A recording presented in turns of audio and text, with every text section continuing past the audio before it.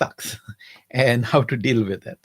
So we have all experienced it. Like we all keep complaining. In my office, there is so much office politics, and so many people are trying to grab the power, and they're belittling each other, and they're trying to, go ahead. Now everybody wants to climb up the career or climb up that ladder, but many times what happens, this all negative behavior starts polluting the whole atmosphere, and it sucks because it's not just stops your career progress. It's not only other people start taking credit for your work and they advance where you should be advancing. It's not just that you are giving big value and other people are getting promoted. All that happens, right? But the bigger problem, bigger worry here, that it robs us that all the joy and happiness from the work. It's okay to not. Sometimes we feel that it's okay if I don't get promotion, if I don't get big raises, but I don't want to deal with this politics in the office because it hampers our emotional well-being. Every day we feel like, oh, I don't want to go and see that person's face again. Has it happened to you?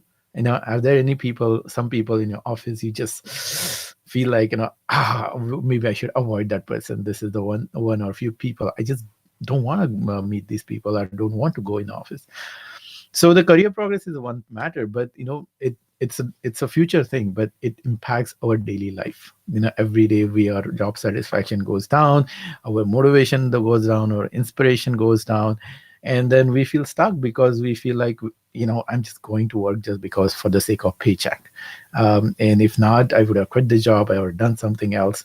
But we can't do that because we have the responsibilities of family and everything. And then in this today's uncertain times, we can't quit and quickly get other job also. And the world, even bigger problem is all this negative emotion, all this stress in the office obviously spills over in home. This negative thoughts keep coming in our mind.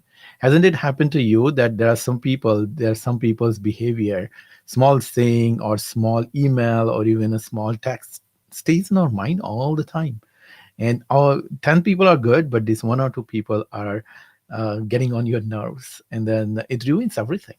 And even if we are home, it keeps bothering us, and then it robs us from that opportunity to be the best dad or to be best mom and give our best, because we are sometime thinking about what happened in the office, and we end up yelling or shouting at the kid and then start feeling guilty about it.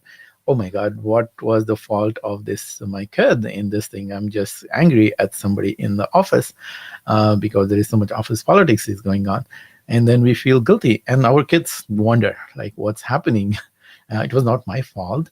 And then if it keeps happening again and again, it goes down the lane, and then relationship with your kids deteriorate, and of course it impacts our relationships too. It happens with more of everybody, but because this toxic behavior from people in the office keeps taking that big toll on our emotional well-being. And that's why it sucks. It's not just a stagnation of career, and that's what I've been observing when people come to me with when I ask their question that what is not working in your career to your expectation. They talk for some time about this career stagnation, but the real problem they start revealing that it's consuming their entire life. So how do you deal with this office politics, and what do you do about it? So this is what can be done. There are these three-step process that we help people to do. First step that we must be done is always the mindset shift. Without thinking differently, without looking at this problem in a different approach with a different mindset, nothing will change. If you keep looking like this, you are not going to see other things. Make sense? So first thing is, if you're looking like this, you have to take out those flaps and start looking here and there. And here is one thing, especially for this office politics, that we help our clients to see that changing just one word, just a small shift in mindset can turn this whole thing around.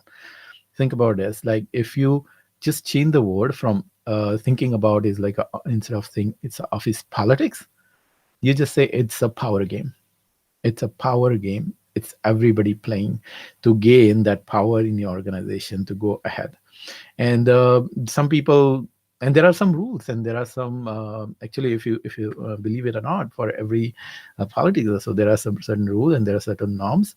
So once you start taking it as a power game rather than the politics, you start seeing as a competition or as a fun game, and you will start opening up to do something about.